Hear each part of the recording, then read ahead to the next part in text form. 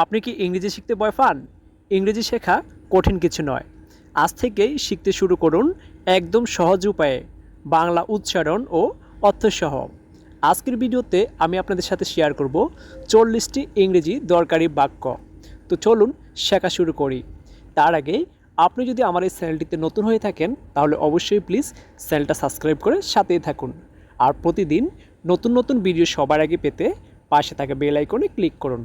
তো চলুন শেখা শুরু করি। বিলিভ মি, আমাকে বিশ্বাস করো।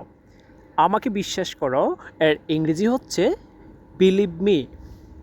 বিলিভ মি এর বাংলা হচ্ছে আমাকে বিশ্বাস করো। বি অনেস্ট, সৎ হও। সৎ হও এর ইংরেজি হচ্ছে বি অনেস্ট। বি অনেস্ট এর বাংলা হচ্ছে সৎ হও। আই এম রেডি, আমি প্রস্তুত। আমি প্রস্তুত এর ইংরেজি হচ্ছে I am ready. I am ready এর বাংলা হচ্ছে আমি প্রস্তুত।